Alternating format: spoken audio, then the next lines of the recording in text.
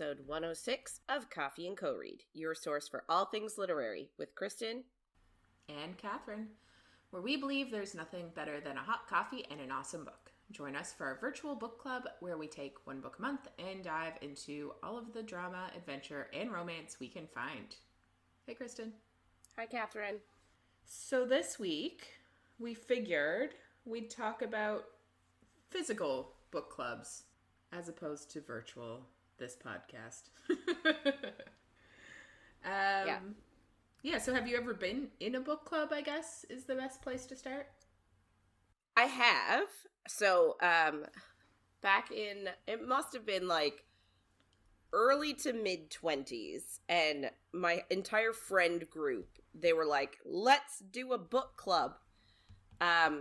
We read one book, and it wasn't, so I guess, I don't know who decided on the first book. It ended up being Drew Barrymore's autobiography. Okay. So, like, wasn't a bad book. But it wasn't really amazing. Your jam. Not super my jam, but whatever. Like, That's not the point of a book club. No. So I literally read the book. It was not a long or hard read, so I had it read in a few days. And oh my god, it took everybody else months. Like, we were supposed to be reading one book every month, and it was like, I would say 4 months later when people were like, I finished it. And then we're like, okay, let's go for brunch somewhere and discuss the book. Nobody discussed the book. Like, we just sat and had brunch and, like, talked about other things. And maybe that's sort of the problem with making the book club with your friend group. Like, maybe that's part of the problem, is that you just have other things to discuss. And I've since realized that a lot of people laugh and joke that that's what a book club is. Like, you assign a book that you don't actually ever read, and then you get together to discuss it, quote unquote, and you just end up drinking the whole time. And, like, that's what it is. It's not actually, like, they're not actually there for you to read the book. So I was a little bit disappointed, and that was literally, then it's sort of the idea the book club got forgotten about, and, like, nobody went any further. Like, no one suggested a next book for next time or whatever like that. But I would like to be in one in real life. I think a few colleagues were looking at maybe starting up one at school. But, like, it is one of those things where it's like, how do you pick a book? Mm-hmm. Because, like, you want something that is gonna, I guess, I don't want to say, like, you want something that everyone is going to be challenged with, right? Not necessarily enjoy, but, like, you would hope everybody would like it. Yeah. But, like, how do you go about picking a book that will meet everyone's criteria? Yeah. Like, you won't. I've never been in a book club, and like you, like, said, then the only times I've, like, seen book club things are, like, the tropes on shows where it's like, I remember a Supernatural episode where they were like, it's book club time, and he was like, joking, the husband was like, I'll just leave you guys to your wine, I've never seen a book here though, like, that kind of stuff. Yeah.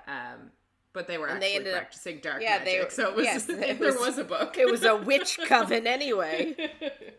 And they had a book. But yeah, I would like to join a book club, but there is that worry of, like, we kind of like the books we like, and we don't really veer outside of what we like to read, which I guess would probably be part of the reason it would be good for us to be in book clubs, but but my coworker's in one, and she says, like, they do, like, one book a month, but each month somebody else in the group picks a book. So, like, some months it is, like, a horror book, and some months it is, like, fantasy. Like, they've read Fourth Wing and ACOTAR during their book club, but they've also read, like, sickeningly sweet rom-coms and, like, I don't know what other books, but like they've definitely read horror books and stuff. So yeah, I guess you'd either have to find people that like the exact same niche books you do, or yeah, me and you, we should start a book club. My God, that's what started this podcast, basically. Yeah. And or you're just going to be reading a book occasionally that you might not love. Yeah. Well, so it's funny because the coworker that I've recently like introduced a coworker to the world of SJM, and essentially she has read every single book since New Year's, pretty much. Like she's gone through all 3 series, and she loves it. So her and I were talking about a book club, and she was like, "What should we do?" Because like we know for a fact that one of the girls that we want to be in the book club does not like fantasy and is not into Sarah J. Maas because she's attempted to read ACOTAR and ACOMAF and finished both of them, but is like, I don't need to go any further. I'm not a fan. Which is fine. I know I can't either. But like, I feel like her thing is she's just not a fantasy person. Yeah, which is completely fair. Which is fine.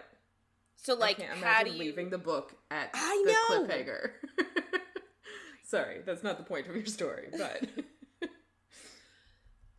yeah. Anyway, so it's just sort of like, I guess how do you like? Yeah, it's just, I don't know. It's just mind-boggling of if everybody likes different things, like you're undoubtedly gonna come up against people that don't like what you've picked. Yeah. And like you want, I don't know, you want it to be enjoyable for everybody. Yeah, I kind of feel like you kind of just either got to go in and be like, each month somebody's picking a book and you just got to read it. And then like the thing with a book club book too that I think would be a bit different is even if you don't really love it, you're reading it and you're like maybe taking a few notes and you're like thinking about it and you're like, I'm going to talk about this part at book club. Like if you actually are going to have a full book club where you discuss the book and not just drink. Both is good. But like I feel like you can get more out of it. Yeah.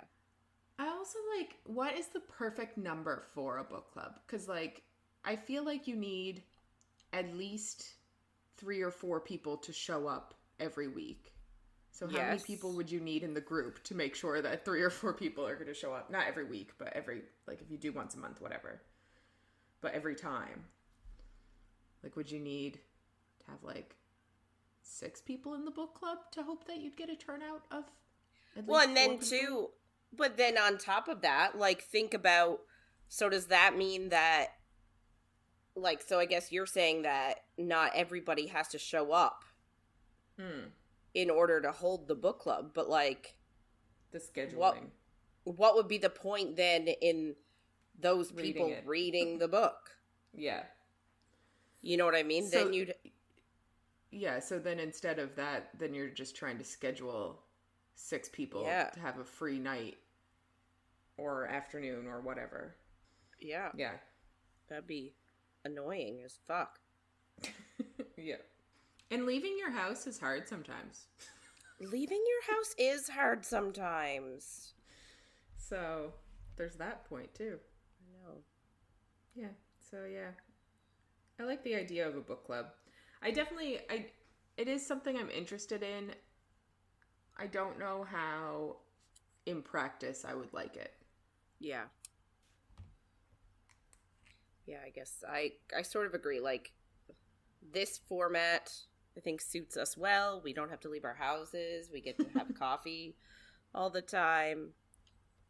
We can do it either late at night or early in the morning.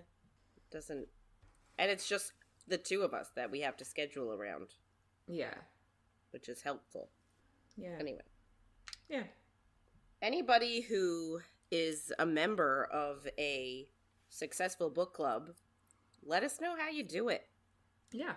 We'd love to know. Definitely.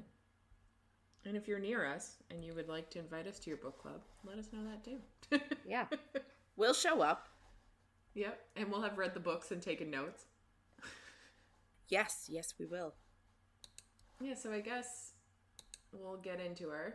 Just a heads up, as always, this is spoiler-free zone, and it might get saucy, but it won't. It might. So this is our second week reading Queen of Shadows, the 4th book, yes, in the Throne of Glass series. We're reading chapters 15 to 29 this week. Last week, Aelin ended our reading on a cliffhanger of she was going to save her cousin, who is going to be executed during Dorian's birthday. Dorian is taken over by a Val prince and doesn't even know his own name anymore or who his father is, doesn't recognize anyone, and is just like stuck inside of his body and hates it. Aedion was in a cell and trying to get himself killed through an infection he had, but the prince healed it.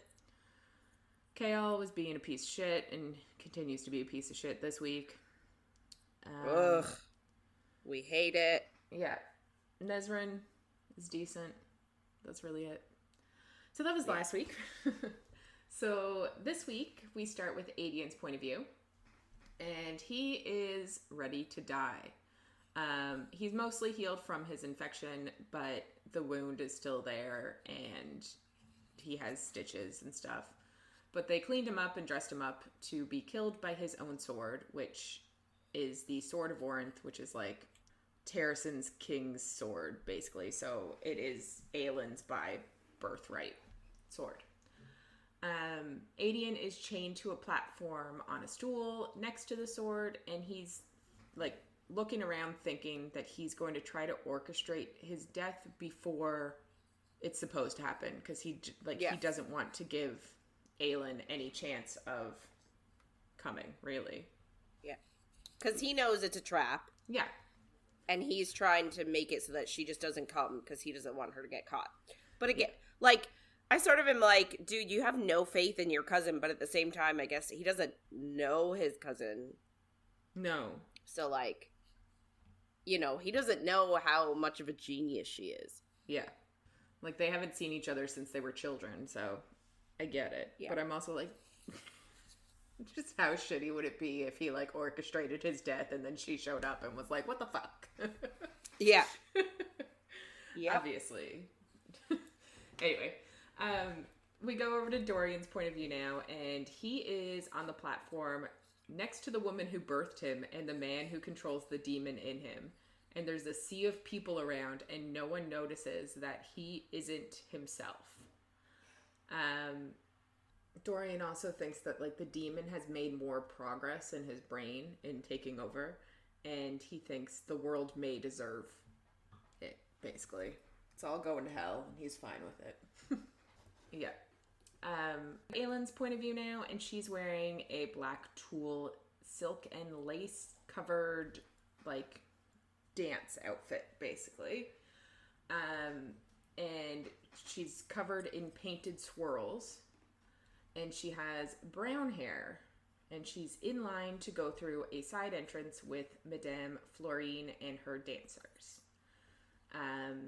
Madame Florine comes up to Aelin, and they, like, vaguely bring up where Aelin was 10 months ago, and Florine says that she had nothing to do with it, and Aelin tells her if she thought that she did, she would be dead, so that's good. It's just so, like, it's like, yeah, I know you didn't have anything to do with it, because if you did, you would not be alive. Yeah. Yeah. You know, Aelin. We love her. It's just funny. Aelin kind of thinks to herself that she decided to trust Florine because back when she had no money after she had paid off Arobin, Madame Florine still taught her and trained her in dance and let her use the pianoforte there, and didn't make her pay. So she was nice to her when she needed it. And so Aelin assumes that she's all around a good person. Goodish, yeah. Aelin asks her then if she's memorized the preparations for her and the girls, and apparently they're all going to leave on a ship immediately after the performance and get the hell out of there. They basically get to the front of the line, and Aelin can see there are word marks painted on the threshold of the door. So she's kind of like leaning on a dancer to see over everything, to see inside. And the dancer kind of pushes her away. So she starts to overreact completely and starts like crying, and then she asks for a glass of water, and one of Brullo's guards is there, and he gives her a pail and a ladle to drink out of, basically.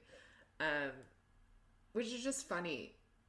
I just, like a giant pail. I don't, little glass of water. Well, I feel like it's like very old-timey. Maybe they probably like, it's not like they just had glasses like outside waiting for, and like I feel like she's probably low class, right? So they're not gonna be like, here, have some water out of this like crystal goblet.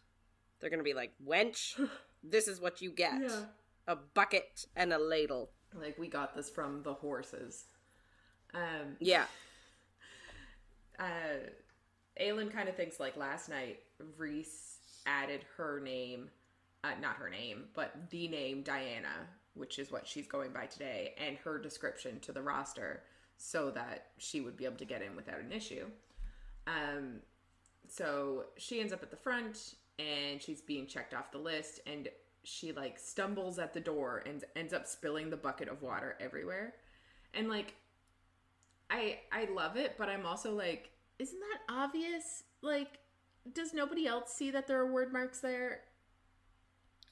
But I feel like, didn't it say that the word marks were sort of blended in to sort of match with the sort of the decor? Yeah.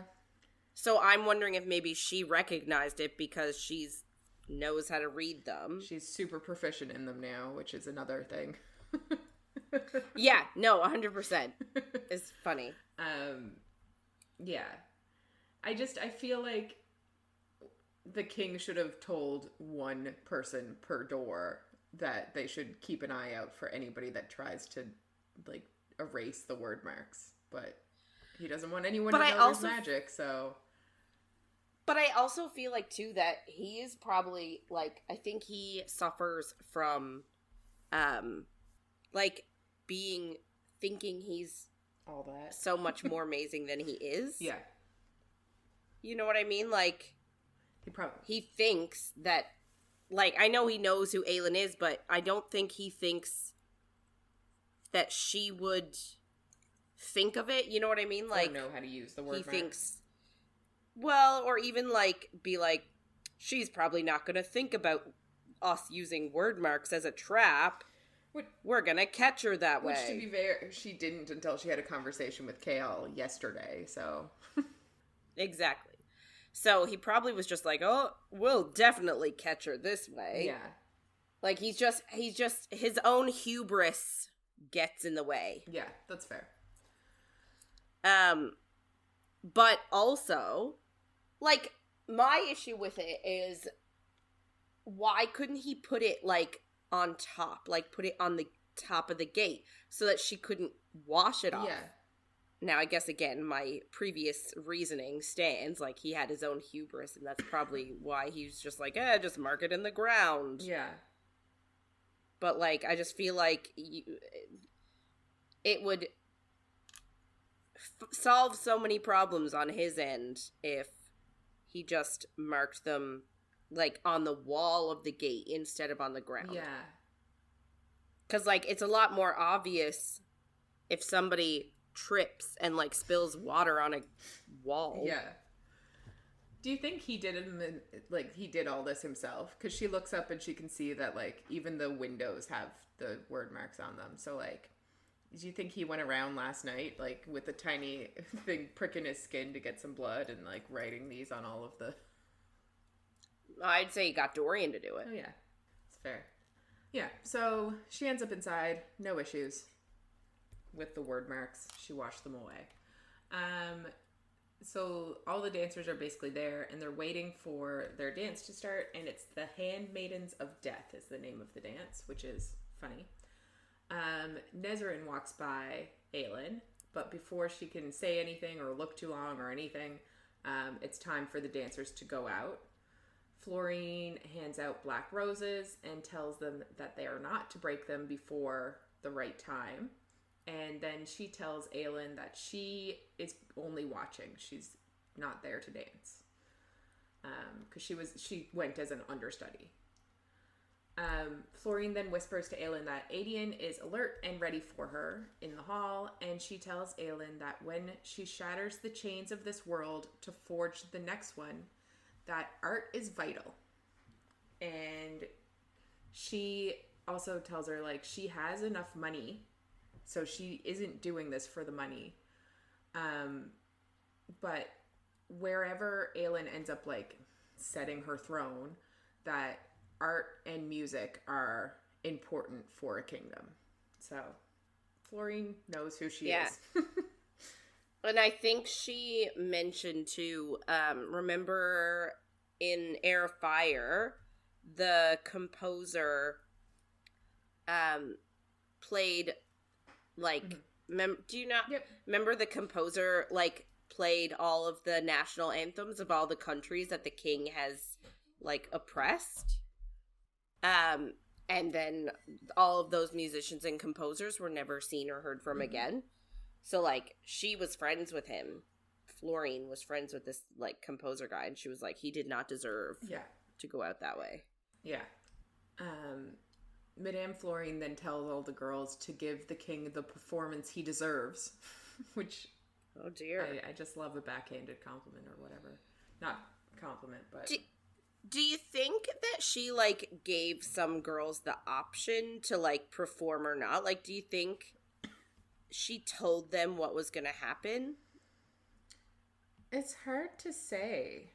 Because I know she said that all the girls that are open to leaving are all going to get on the boat, right? Yeah. Like, they said they have their exit strategy for all the girls that want to escape. Mm-hmm.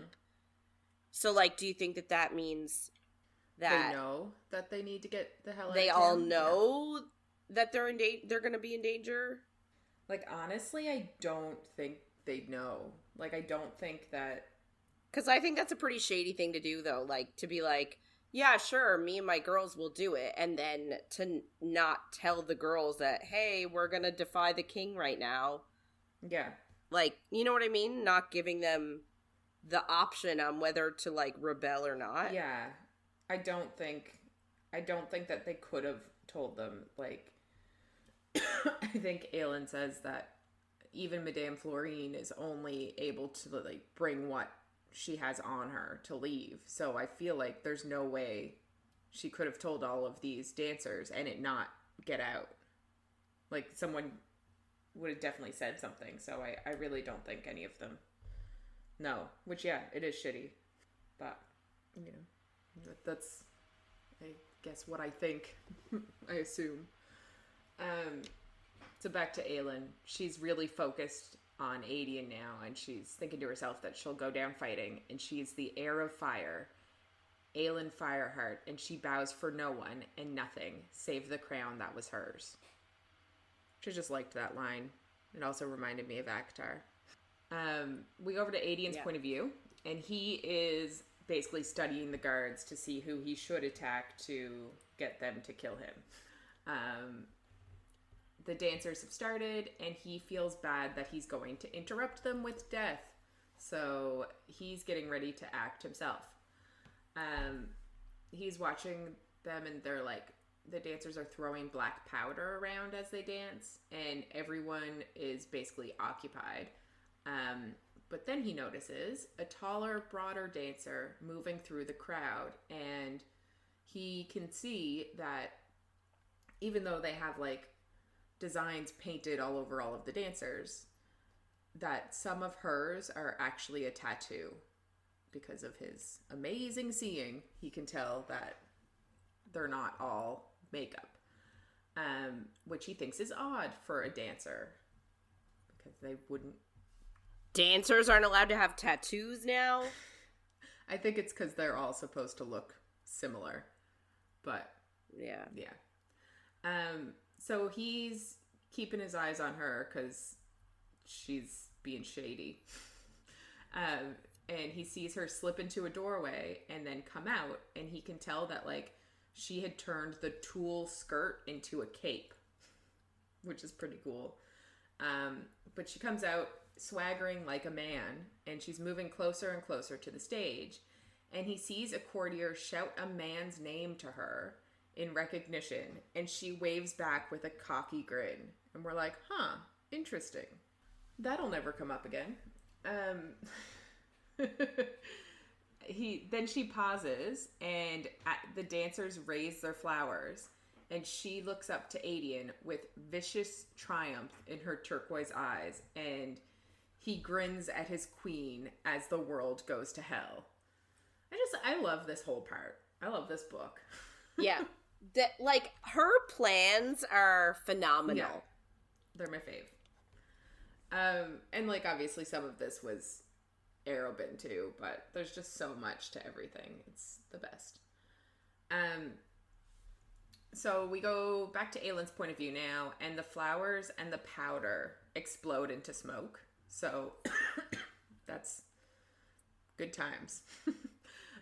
So she pulls out her daggers from her bodice. She had them, like, hidden in there, and she attacks everybody basically. So she, like, stabs one guard in the throat and one in the gut, and then a Valk in the eye, and then she runs to Aedion and she disembowels 2 guards on their way.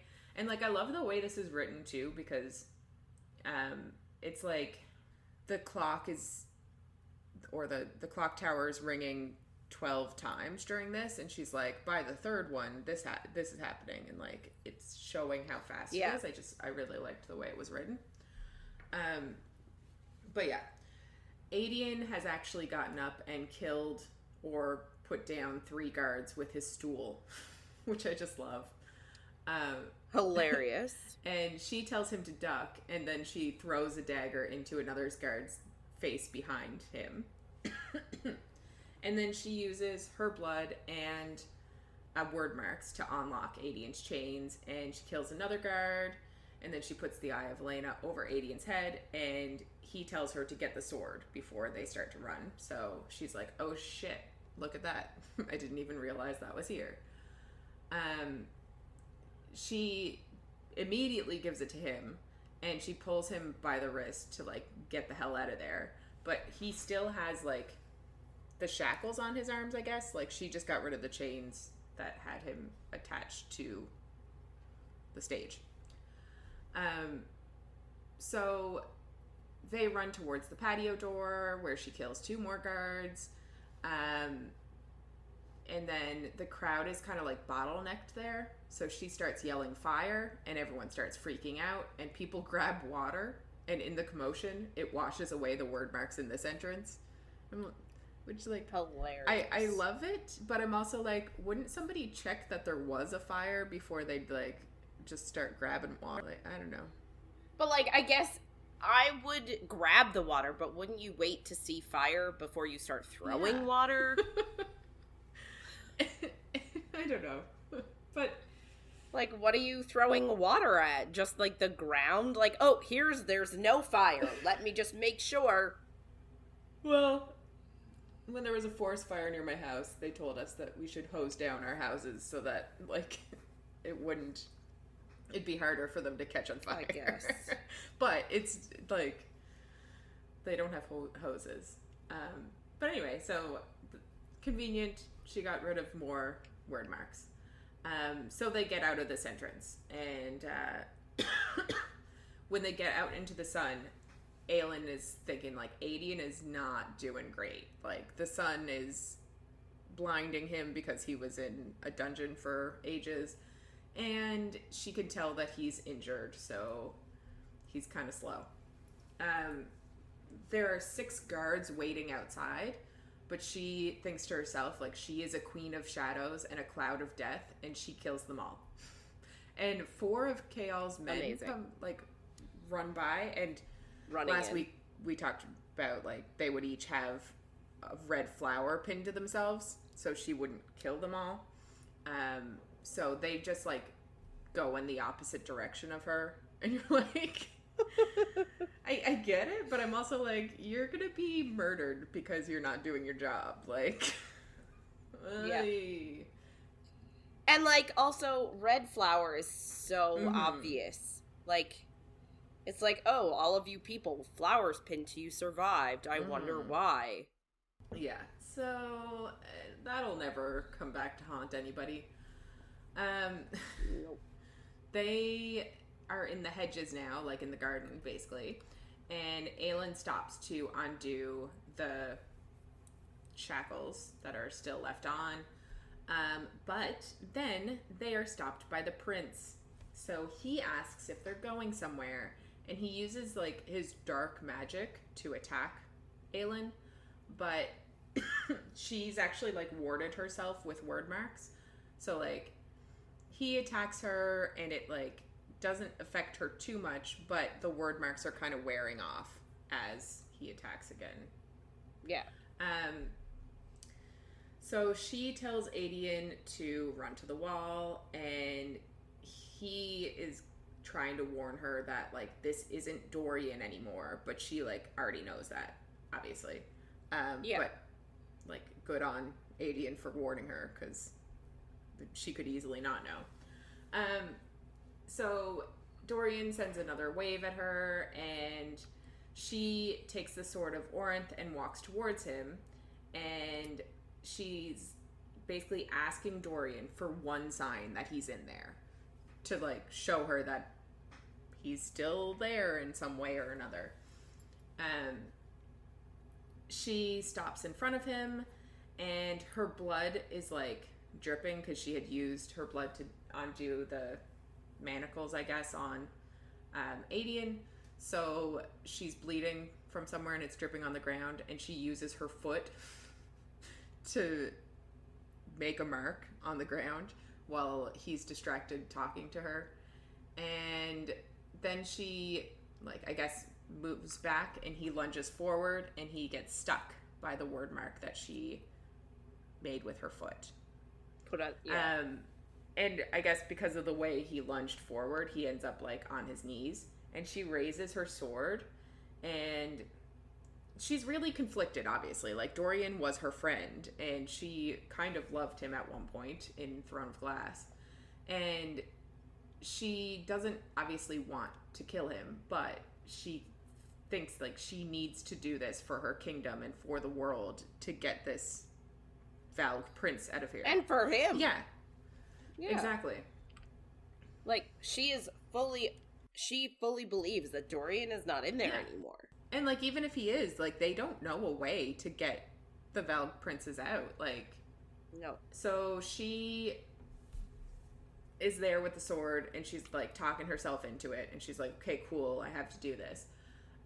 But something hits the sword and knocks her off balance, and it's actually Nesrin, and she fired an arrow at the sword to stop Aelin from killing him. And she says that if Aelin tries to kill the prince, she will shoot the general.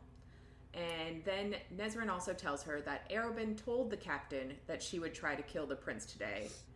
And Nesrin says that, like, she lied to them. And I don't really remember her saying that she wouldn't kill him. I don't either. Like, it was when they had their conversation at the end of last week. Yeah, I don't know. I almost feel like I need to read the end of last week again, because, like, I don't think she actually said that she wouldn't kill him. I don't think she ever said those words. No. I think she might have said, like, this is going to be a rescue mission, like, my purpose is to rescue Aedion. Which, like... So, like, maybe just by saying, like, she wasn't going to focus on Dorian, maybe it insinuated to them that it meant she would leave him alone. Which, like, if he didn't jump in front of her now, she would have. Yeah. So, I I don't know. I almost want to read it again because it becomes a thing that she lied. And I'm like, but I don't think she said that she wouldn't kill him. I don't think that was ever said. And what is she supposed to do if he's there stopping her from leaving? Well, I mean, to be fair, she didn't, like, she trapped him. Yeah. She could have just ran then. Yeah. She didn't have to be like, oh, I'm gonna kill you. Yeah. But. So Aelin basically calls Nezrin and Chaol fools, and then the prince hisses that she will regret this, and she says, yeah, we will. She basically just agrees with him. But she just grabs Aedion and runs. We go over to Aedion's point of view now, and they make it to the wall, and two men haul them over to the other side, and his side is basically killing him, and he is not doing great, which is not ideal. Aelin throws a cloak around his shoulders and puts both their hoods up, and she tells him to run, but he's like, he can't. And he just stumbles a bit, so she has to put her arm around him, and she tells him that it's just 4 blocks, so it's not too far. Hold on. Yeah. But we love a strong girl that can hold up a man. Yep. After they make it 3 blocks, she starts to sway and sing like a drunken tune, and then they finally get to where they're going, and she just shoves him like face first into a black carriage and then follows him inside. We go over to Aelin's point of view now, and Lysandra is there, and she's saying that they're stopping all of the carriages. So Aelin basically like shoves Aedion in a hidden luggage compartment inside of this carriage, even though he's huge and he's bleeding. But she's just like, he'll be fine, he'll live. Get in. Yeah, she just like squishes him in there. Lysandra hands her a wet rag and asks if she's hurt. But Aelin just shakes her head and starts like wiping the blood and makeup off of her so that she doesn't look like the person who just did all this. Yeah. Lysandra hands her a green dress too and helps her put it on and put on like jewels and gloves and a fan and like get her completely changed over. Which I love this part too. The carriage is stopped by 4 of the king's guards, and they like look inside, and one yanks open the door, and Aelin like covers a smudge of blood on the floor with her foot before he can see it. Lysandra tells them that they need to explain what they're doing, and like he responds that he owes her nothing and calls her a whore because obviously he sees the tattoo. And then they say that they're going to search the back. Lysandra says that they're on their way to an appointment, but they just search the back and they don't find anything and they let them go. They drive 4 streets over and the driver hits the roof twice, basically to be like, all clear. So they let Aedion out of his little compartment, and he is awake, but he's like vomited everywhere and is not doing amazing, I guess. So, you know, Aelin tells him that there's 1 stop left, and then I don't really know the point of this carriage changeover, but they change carriages again. I guess just to be safe. Yeah. They basically stop their carriage next to another carriage in the middle of a street, and she shoves Aedion into the other carriage, and then she follows, and Chaol is in there, and Lysandra stays in the original carriage and goes on, and she's with Chaol now. Which, you know, is always great. We love Chaol. The new carriage takes them to the slums, and then she and Chaol help Aedion to her apartment, because they obviously don't want somebody knowing where her apartment is. Chaol ends up bringing Aedion to the guest room, and she goes to her own bath, and she is just exhausted. When she finally comes out, Chaol is in the living room, and Lysandra is there now, and she tells Aelin that Aedion will be all right as long as his stitches hold. So that is good. Chaol asks Aelin what happened, and she's kind of like done with him already. But she's exhausted. She's completely exhausted. But she says she killed a lot of people and it isn't in the mood to analyze it. And he said that's never bothered her before. And I'm like, what the fuck is he talking about? Like, they literally had a conversation in Crown of Midnight about how he had his first kill, and she was like, you'll never get over it. Like, you'll always remember this. This is a big deal, and it's allowed to be a big deal. Like, I feel the same way. And now he's like, I don't understand his logic ever. I'm like, you just are completely ignoring who she was in the first 2 books. But, like, this is his problem, right? Is that as soon as he realized she wasn't human, he thinks that she has, like, no compassion. It's like he forgets everything he learned about her. Mm-hmm. And, she literally had to be like, dude, I'm not actually killing people. I'm helping them escape. And now he's like, oh, you're a heartless monster and you kill everybody and meh, meh, meh. And it's like, dude. And when she told him that she wasn't killing people, he was like, what do you mean? The king is gonna kill you. Like, he was pissed she wasn't killing people. He was pissed she was killing people. Like, he was also a bit of a piece of shit in that book, too. But, like, I just don't understand why. Like, it's so dumb. I'm like, why are you being a dick right now? Why? Yeah. Well, we know why. So she tells him that the next time he decides not to trust her, to try not to prove it when her life or Aedion's is on the line. And she can obviously tell that he's somehow spoken to Nesrin before now and knows that she had tried to kill Dorian. So that's why he's pissed. He yells at her that she tried to kill him, and she tells him that she gave Dorian 1 minute and that she didn't have time to give him that 1 minute, but she waited and gave up 1 minute of her escape to see if he was still inside the body at all before she went to kill him.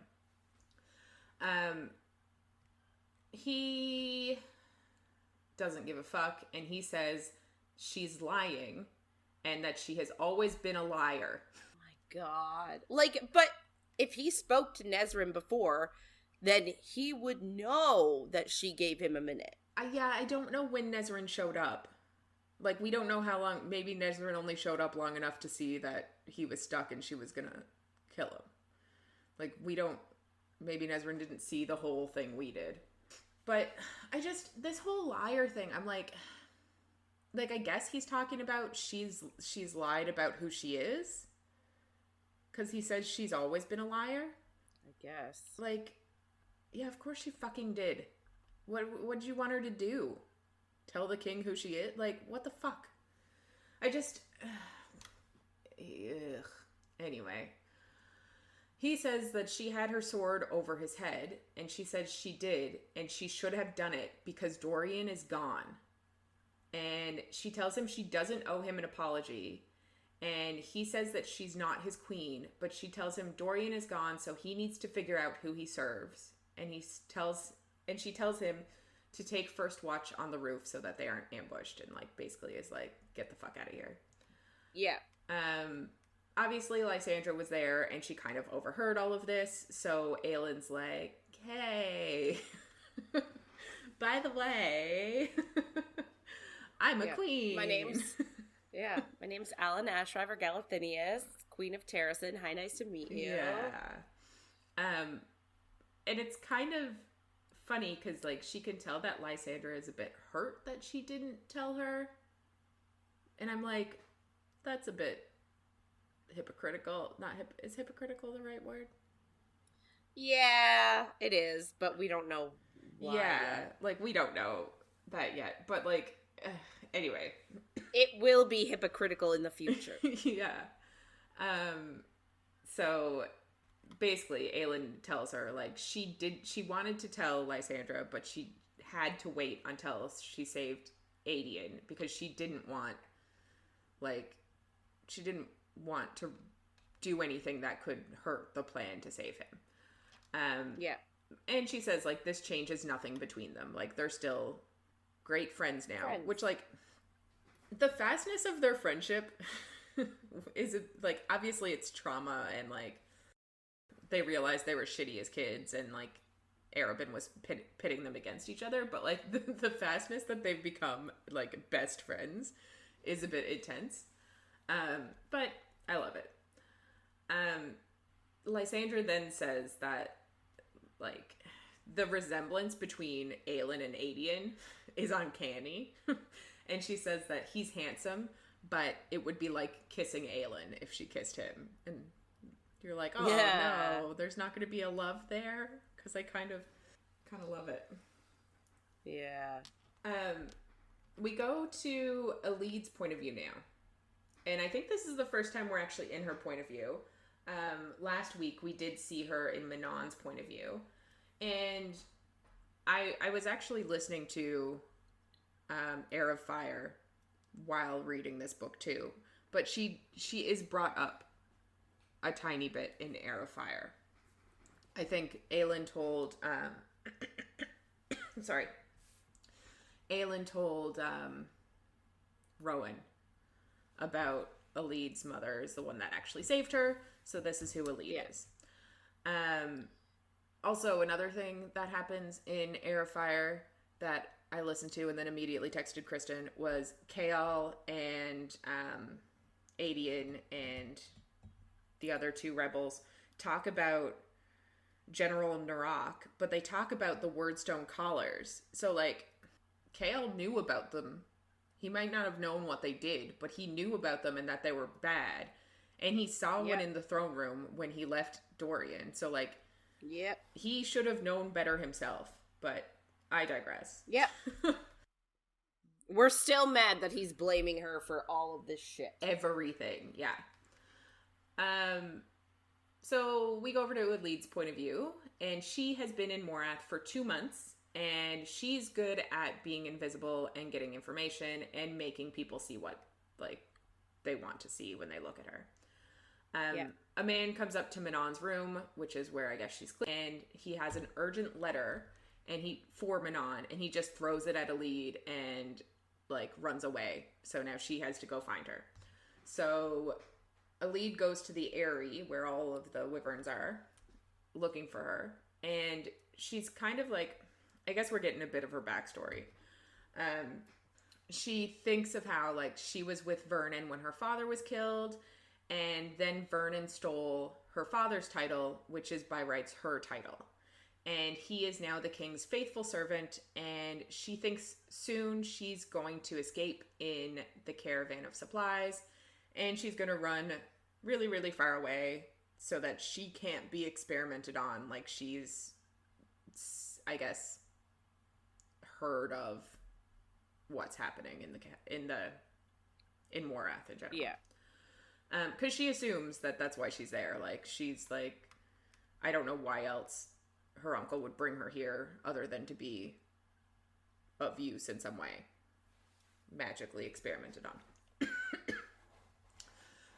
Manon finds her there and scares the shit out of her, of course, and Elide hands over the letter, and Manon says she's surprised the seal isn't broken, but Elide tells her that she can't read. And it's, like, the thing that shames her the most in her life, basically.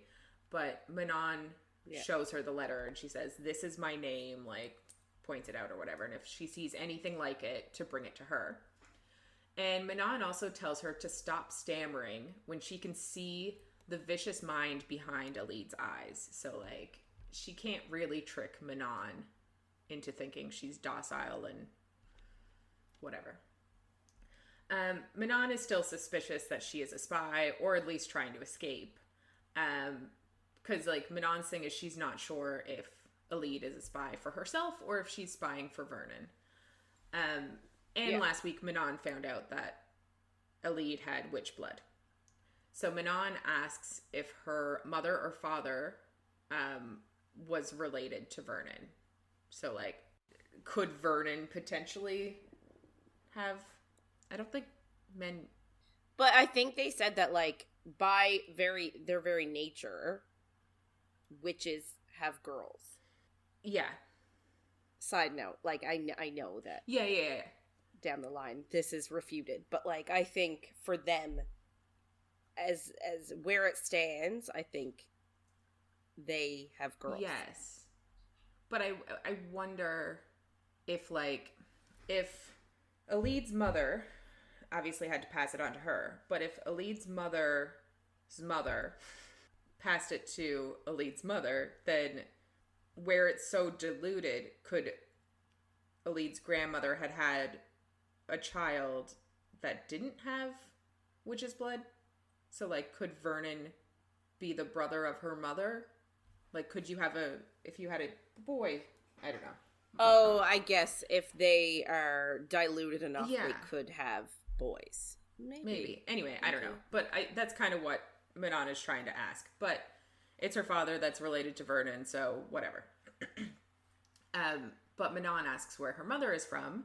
And she says that, like, she was low-born and she's from Rosamel in Terracin. I don't know if this ever comes up again, but I figured I'd write it down. So yeah, I don't know if we never really get much more on Elide's background, I don't think. Manon basically dismisses her then, and Abraxos roars, and he, like, meets Elide's eyes, and then he, like, kind of moves towards her, and he's looking at her chains, and Elide asks Manon how, like, wyverns even exist, and she just says the king made them. And Elide says, like, Abraxos doesn't seem evil. And Manon says, something went wrong when this one was made. Which is... But she loves I know. him. It's so cute. I love Abraxos. We go to Manon's point of view now. And after Elide leaves, she calls Abraxos a soft-hearted worm for loving Elide. Because he's already, like, smitten with her. Just so cute. I love him so much. Yeah. She ends up opening the letter, and it's from her grandmother, and it tells her to obey the Duke or her grandmother will come and kill her. And you're like, cool. So she's cool with everything that's happening. That's good to know. Well, it's funny because Manon was, like, convinced, like, she's gonna send her grandmother a letter saying he wants me to pick a clan to, like, experiment on. And she's gonna hate this idea, and she's gonna come, and she's gonna, like, tell the Duke off. And nope, she got the opposite reaction. Yeah, so it's something.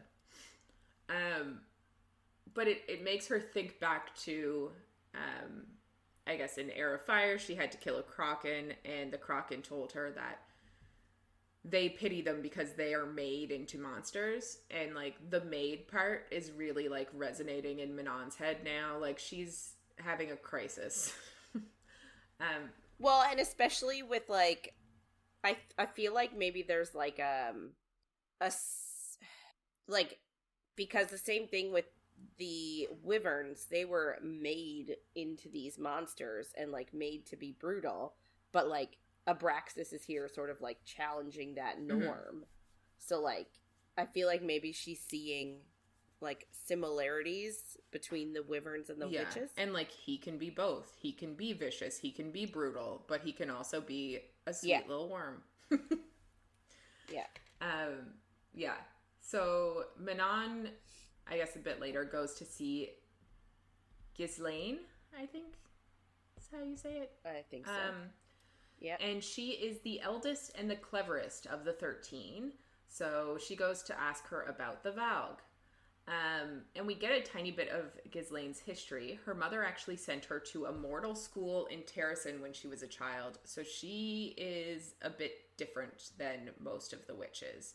But she's, like, super clever, and that's why she ended up as part of the 13. Ghislaine kind of gives her, like, a super brief history of the Valg. Some of the stuff we've already heard, but the Valg broke into this world and wanted it, so they kidnapped Fae to have babies. And the babies were the Krakens and the Iron Teeth. And the Krakens took after the Fae, and the Iron Teeth took after the Valg. King Brannon gave them the wastes after the war because he didn't think it was right to just kill them all off because they were like part Valg. And Ghislaine tells Manon that the Valg are more wicked than the Iron Teeth. Like, they are actual evil. And Manon's kind of like, what if they were to come back? Like, what are your thoughts on that kind of thing? And Ghislaine says that, like, King Brennan and Maeve defeated them once, so if they did come back, she would hope that someone would be able to do it again. Ghislaine kind of then is like, is that why people here smell the way they do?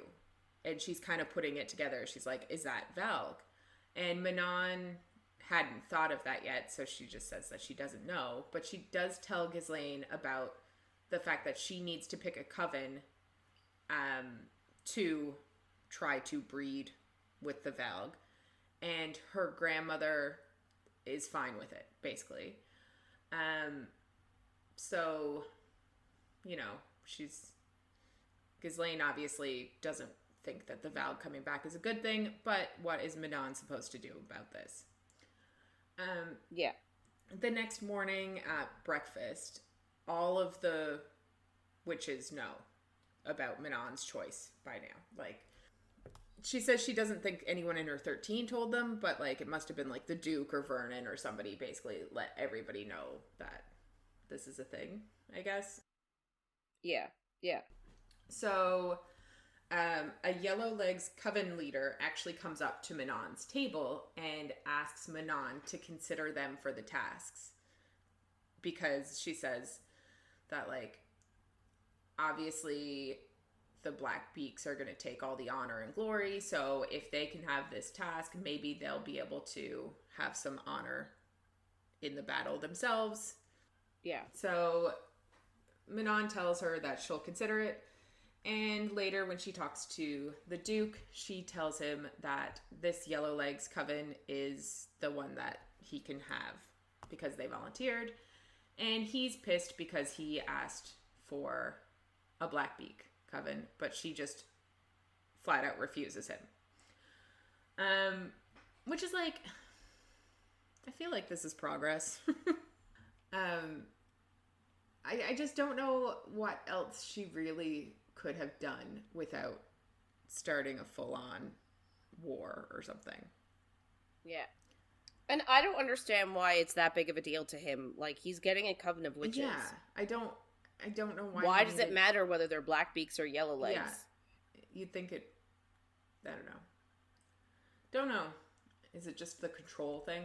Anyway, she asks the Duke then why he's allying with the Valg at all, and he says because they can ally with them, and this world can be improved. And she starts to wonder then if one day they'll have to fight, like, the Duke and the King over the wastes. Like, if he said the world, he didn't say, like, whatever, the continent or whatever it is. So, like, does that mean that eventually they'll try to take over the wastes from the witches too? And, like, that's not great. But I also feel like people who ally with bad guys never think of that. No. You know what I mean? They're like, the bad guy's like, we're gonna take over the world. Oh, except for your little piece of it. It's like, no person who wants to take over the world is gonna let you have your little slice and leave you alone. Yeah, really her grandmother is the trusting idiot here. I don't understand, like, what her grandmother thought was gonna happen. Maybe she just was like, oh, we'll be able to beat him? I guess? I don't know. I don't know what her plan was. I almost want something from her point of view, but not really, because she's a huge bitch. Yeah. We go to Dorian's point of view now, and I fucking love that we got this, and I think we get another one a little later, but this is like, he thinks back to the blood-soaked woman who almost killed him, and he hates her for not doing it. And I'm like, good. Fuck Chaol. Yes. Bam. But he thinks, like, he was so close to being free. And you're like, fucking right. Like, ugh. Dorian also refuses to remember her name, even though the king questions him. So, like, he knows that, like, if he thought about it hard enough, he could tell the king who she is. So we, at this point, are like, oh, the king hasn't put together that Aelin and Selena are the same person. Yeah. So Dorian wasn't able to, or remember that, and didn't really try to. Which is good. Love Dorian. Good man. Also, he wanted to die. Fuck you, Chaol. We go to Chaol's point of view now. Yes. And a rebel comes to take over guard duty, and he stomps away thinking about how Aelin has always been a liar and how she's worse than him because he is an oathbreaker. And I'm like, what? How is she worse than him? Like, I must have missed where she said she wasn't going to kill Dorian because, like, what the fuck? I don't know, man. I'm just, like, I'm so over him. Yeah, me too. And, like, we're in his head, and he's thinking, like, he can't give up on Dorian, which, like, I get it. I get it. Like, what's the alternative? There is none. Like, whatever his name is. What is his brother's name? I don't remember. Starts with an H. Holland. Holland. Yeah. Not Holland. Yeah, Holland. Yeah. Holland is a piece of shit, so, like, he can't be king. But he's also a child. I know, like, why can't we just train him up to be decent? Like, he just make him a puppet. He's a piece of shit because he's been raised by, like, a piece of shit. And basically not raised at all by anyone. He's just a wild child doing whatever the fuck he wants. So, like, I don't see how he's so evil that we can't just, like, raise him right and get him out of his bullshit. He's only a child. But anyway, that is the thing. Like, he can't save him. May as well just kill him now. Like, I don't really get it, but that's the thought. But I do get, like, Chaol has put all of his life into Dorian, and, like, it's his best friend, and it's his king, and that is the only thing he cared about. And now, being faced with the thought that, like, Dorian is gone, it's overwhelming, and it's hard, and I get it, but I hate Chaol. But Chaol thinks now, like, since Aelin humiliated the king, he knows that there's going to be more executions in the streets. So he wants to go do something. So he goes down and he hunts in the sewers where the Val usually are, but they're all gone. And he knows this isn't good. And he thinks, like, he should have known that this would happen. And he basically blames it all on Aelin. Of course he does. Because, you know, not like he didn't go along with it or anything. Like, anyway. He goes to Nezrin's house then, and Nezrin tells him, like, the guards came to question her father, but they just asked him, like, if he saw anyone before it all happened, because her father was working at the castle. And, like, the guards were just like, did you see anyone suspicious? They didn't, like, think he had anything to do with it, so it's all good. Sorry. She asks him then, like, why he's here and why he's not, like, with his friends. And he's like, the Valgar gone and, like, all this shit. And she's like, okay, we'll find them tomorrow. Like, it's not a big deal. And then he says, like, there's no trust with any of them, so he can't hang out with Aelin and them. And she tells him that he went back to Arobin after Aelin told him not to. So, like, he was being a piece of shit too. Yeah. And I love Nezrin for this, because, like, she does kind of tell him how it is a little bit in this moment. Like, he's like, well, Arobin was right. She was going to kill Dorian. But Nezrin's like, what happens if Aelin is right and Dorian is gone? And he loses his shit. And he says, like, she wouldn't understand, and if Dorian is gone, then everything is for nothing, and, like, he's losing his mind. She, obviously and rightfully, gets annoyed at him because he doesn't get, like, she's not the person to complain to about this. But she tells him she doesn't care about the prince like he does. She cares about the future that Chaol promised when he came to, like, tell her about Dorian. Like, a future without immigrant purges and basically without racism, but they don't use the word racism. And if they made a mistake keeping him alive today, she'll still find another way to get to that future. Like, she basically tells him to stop feeling sorry for himself and to adapt and make a new plan. And we're like, yeah, smart. Yeah. Good job. He kind of asks her then, like, if people were racist to her. Because I think, like, we get that I forget where she's from. The southern continent. Yeah.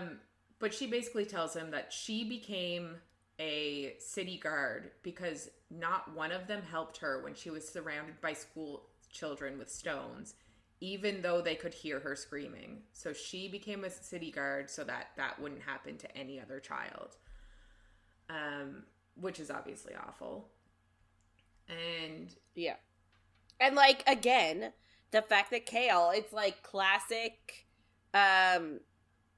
like negligence. He doesn't, because of his privilege, he has no idea what's going on in his city that he is so loyal to. And, like, he doesn't realize how awful it is. It's like, living in that town is god awful, but you have been in your little ivory tower with your bestie, living your best lives, and now you are stuck on that one point. It's not about you being loyal to Dorian as a king. Yeah.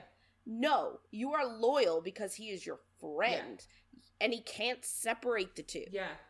And he needs to. Yeah. Well, it's like exactly what she says is, like, Dorian isn't the future. Like, the future that he would have brought is what they want, but they just need to find another way to get to it. So, like, she's so smart, and I enjoy her in this moment a lot. But of course, Chaol says he won't abandon Dorian, and she tells him that he's more hard-headed than the queen. And yes, you're like, yeah, you're both very set in your ways, guys. But he actually does kind of take a bit of it to heart, and he decides, like, he can stay the course, but also plot a new one and try to adapt. But obviously that doesn't mean he's going to give up on Dorian yet. Which, like, I get it. And, like, not saying it's not smart eventually, but I'm still annoyed.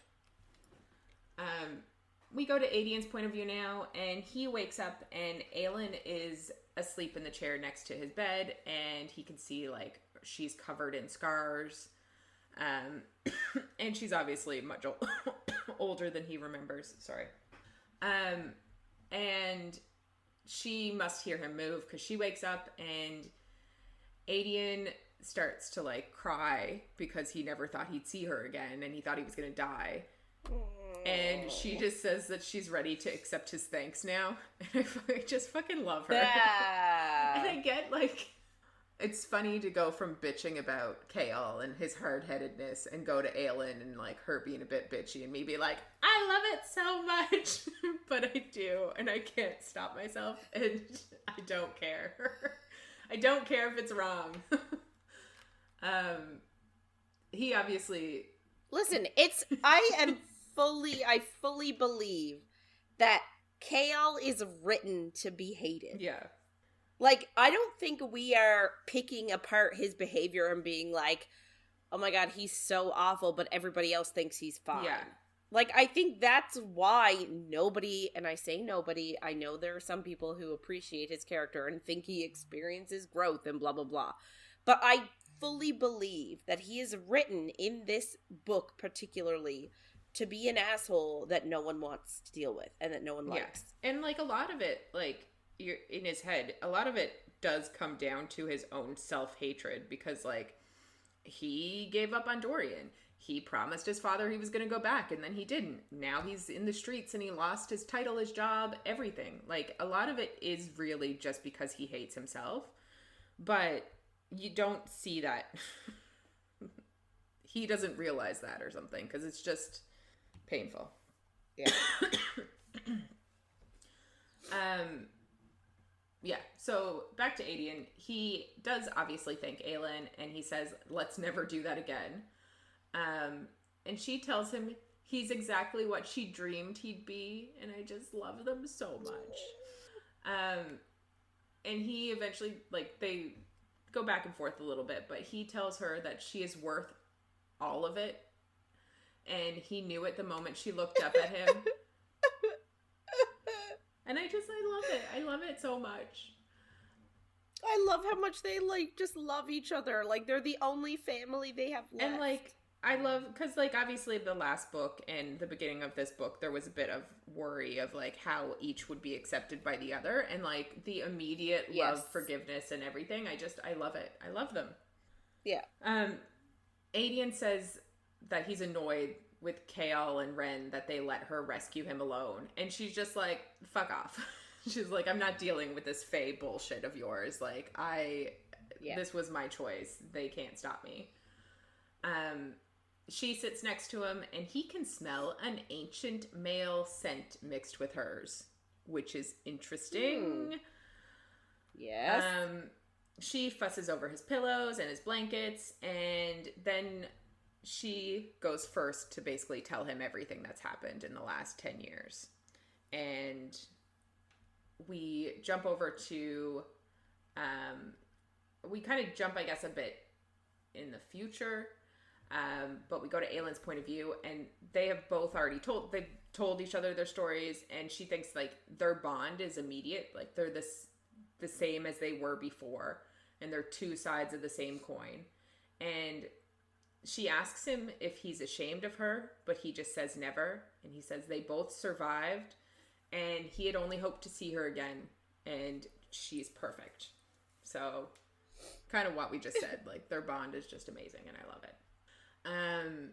I guess later on, Aelin goes to the new vaults, which is basically the same as the pit that she destroyed, but the emphasis is on the fighting. So, you know, Chaol's with her, and he says that this is a terrible idea, but she tells him he can track the Valg from here, because, like, Chaol hasn't had any luck finding the Valg since she got Aedion out. So, like, there are Valg here, and they basically just enjoy coming to watch the fighting because they're awful, you know.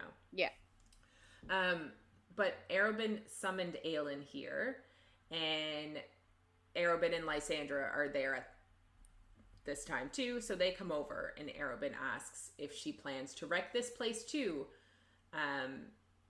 because obviously she wrecked the pits, and he was an investor there, and she's like, nah, we'll see.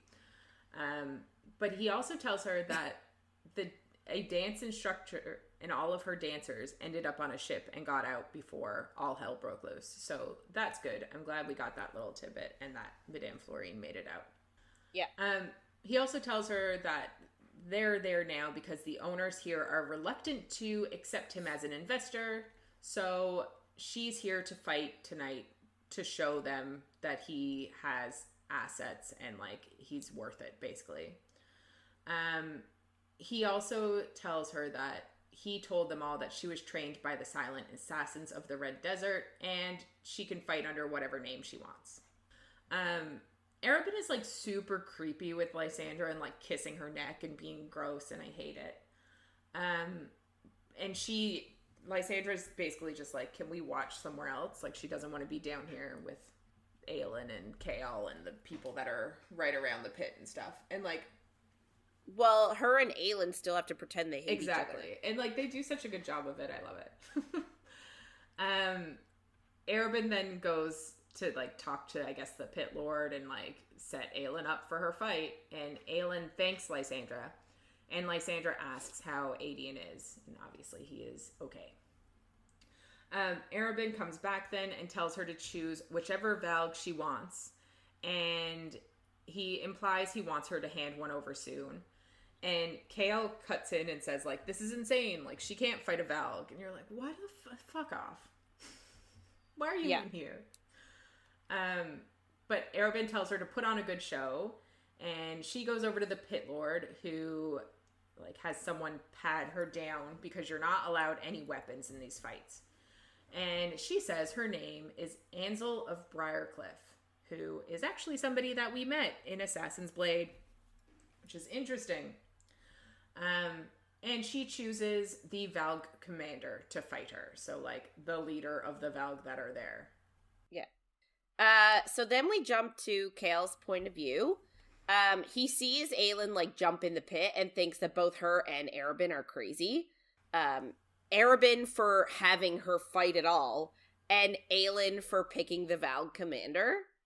And he admits, like, to us, the reader, that he hasn't spoken to Aelin since their fight after Aedion's rescue, and that she doesn't deserve a word from him. It's literally what he says. And my comment is he fucking delusional? Yep. He is! Like, oh my god, I cannot get over it. Like, I'm not over it. He makes me so angry. Like, I could scream at how angry he makes me. Yeah. Anyway, I have to move on because if I don't, like, I just get so heated. Because, like, legit, even if she said, you're right, I made a mistake, I told you I wouldn't kill Dorian and I did try, and I'm so sorry. Like, she didn't say that, but even if she admitted to the fault he sees in her, I can't, it's, But, like, I just can't deal with. She wouldn't be able to admit to enough because he blames her for everything. Like, everything. Everything. He blames her that Dorian has a collar in the first place. He blames her for... There's nothing she could say that would get him to fuck off. Like, he blames her for everything. No. And it continues. I know. It continues. Anyway. So, I need to move on. So the rules of the fight are there are no weapons, but that's it. So, like, anything else goes. So Aelin, like, kicks ass in the first couple of minutes and, like, moves super fast, which made Chaol think, like, God help them all because she was brutal before she left, and then she went and got more training, and now he's like, oh, holy fuck, like, she's even more lethal. And Aelin was, like, brutal and super talented, and Chaol said, like, he could tell that she was doing it for enjoyment, that she looked like she was enjoying herself.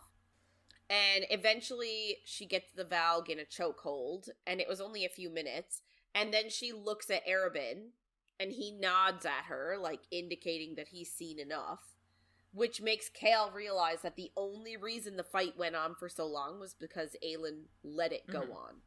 And he's freaking out, wondering what checks there would be against her when she freed magic. And that human voices would be nothing but a whisper in, like, the world. And I don't know. I just feel like if you know her, then you would know that she's not going to become some tyrant asshole. Yeah. But it's like, I feel like this needed to be here because there are people that think like this. Like, in the real world, like, I get why we had this point of view. I just am annoyed at him. But, like, I just feel like she did not have to come back. You know what I mean? Like, she came back. And, like, I would, like, why does he think she came back at all? Do you know what I mean? It's like, if she truly was going to be, like, some tyrant and, like, not care about people and just want to kill everybody and be this monster, why on earth would she return? And I feel like he's not thinking about that. And, like, I know a lot of it is, like, it's ingrained in him, like, magic is bad was, like, told to him since he was a child, and that's always been a thing where they are, because, like, you need to keep the checks on magical people, and, like, it's just, you can, like, it's all rooted in his fear, obviously, but it does have an overlap to, like, if women get more power in our world, then obviously it's going to be worse for men. If people of color get more power in our world, then white men are threatened by that. Like, it's very much, I get the metaphor, but what are you, like, it's just so frustrating. And I get that you worded it very well. Yes. I get that he's there because this is a representation of how people do feel.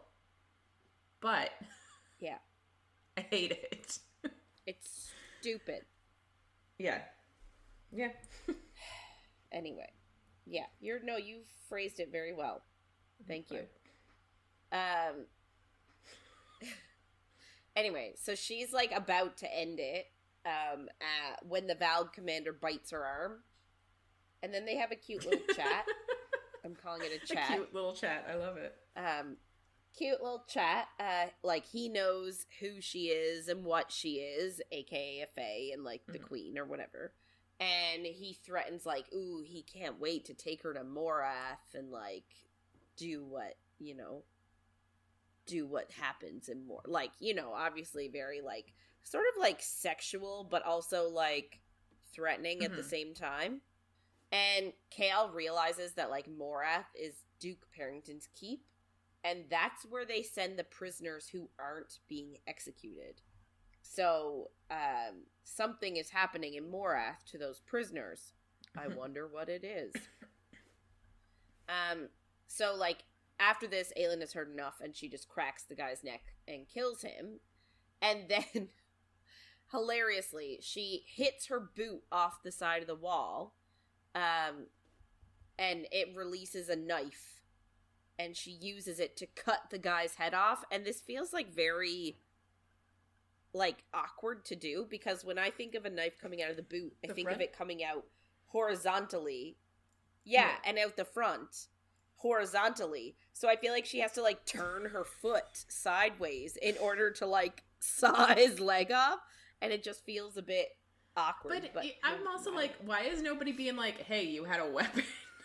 Why is nobody caring that she's that's literally true. Cutting this person's head off? Well, I guess she didn't use it in the fight. And, like, he did die, so, like, she twisted his neck and he died, so, like, funny. Anyway, so Arobynn pulls Aelin out of the pit, but he's annoyed because he wanted the Valg unconscious and not dead, but she made some excuse that she was bloodthirsty because he still wants that Valg from their deal. Like, he helped her with Aedion, she owes him a Valg. So he was like, I wanted that Valg. And she was like, oh, sorry, too bloodthirsty. And then he tries to taunt her and be like, but don't you want to know where Sam is buried? Because he's like, because he wants to show her that, like, he still has information that she wants, and, like, he still has power over her. And Aelin, like, she really wants to know where Sam is buried, but she doesn't trust him. And she's like, oh, Arobynn, knowing you would send me to the wrong gravesite, and I'd bring stones to the wrong place. And we sort of get here that in Terrasen, they always bring stones to the grave, never flowers, because stones are eternal, which is cute. I actually, like, part of me wants to, like, if I had a gravesite to visit, part of me would want to bring stones there instead of flowers. Like, nice ones. I really like that this was added in. Like, it's interesting, but it's also, like, I enjoyed it too. Like, you could do little, like, painted rocks. Yeah. It's a cute idea. So, like, and it just, like, shows us the, like, constant power struggle between Arobynn and Aelin. Like, he's constantly wants to hold power over her. So he does tell her that that Sam is buried in a little graveyard by the river, not in the Assassin's Guild keep. And Aelin thinks to herself at that point that she's glad that that's where he is, because he wouldn't have wanted to be buried in the keep anyway. So, like, she's glad he's buried outside. So Chaol and Nezrin, like, then creep to the edge of the pits, and they follow the Valg sentries out the door to follow them to their new hideout, which is why she sort of brought them along in the first place. And Aelin sort of also brought them for, like, a secondary purpose. Like, all of her things have secondary and third purposes, right? Like, she never just has one purpose for things. So in addition to them being able to, like, follow the Valg back to their new nest, she also wanted them to see that, like, they can't trust Erebin. And also to get a better look at the Valg and, like, look at the Valg commander's behavior and understand that, like, she shouldn't have spared Dorian. Because this is what he has become. Anyway, we move now to Elide's point of view. So she's in the kitchen helping with dishes, and she's trying to get info on when the next wagon of supplies will be there because she plans to sneak on it and get away. Asterin comes in and asks to help with the dishes too. And it's odd. And actually, a part of me wonders, like, if she's just doing this to talk to Elide or if she genuinely is just trying to help. Yeah. Because she doesn't seem annoyed at the task. Yeah. I don't know. I can't imagine. Knowing what we know about Asterin's character, it wouldn't surprise me for her to, like, go and help. Yeah. Yeah. Anyway, so she talks to Elide and asks how old she is, and mentions that when magic fell, witches Elide's age didn't get to fly, because flying doesn't kick in until a witch is first bleeding. So, like, the witches that are Elide's age now, like, I guess magic has been gone for so long that they would have been only, like, 7-8 years old when magic fell. So they wouldn't have gone through puberty yet, so they wouldn't have had a chance to fly. Yeah. So she mentions to Elide that she has, like, iron teeth witch blood in her, which shocks Elide. And I wonder if that was, like, part of the plan. And later Elide, like, thinks about what Asterin told her, like, later on after they finish with the dishes and, like, she's gone on her way. She starts to freak out over the fact that she has witch blood. Because she wonders if, like, that's why she's chained up and there are bars on all her windows. And even though she feels human, like, her uncle didn't bring her here until the witches arrived. And the demons started discussing breeding. So, like, seemed like everybody was set up here for a while, and she was still in Paranth until the witches showed up at Morath, and that's when Elide was summoned here. Yeah. And she's super stressed out on top of it because the wagons wouldn't, like, the supply wagon wouldn't be here for weeks, and she has no money to get away from her uncle. But the wing leader, like, she noticed when she was up in her room, has bags of coins everywhere. So, like, she could easily grab the coins and have enough money to make a getaway.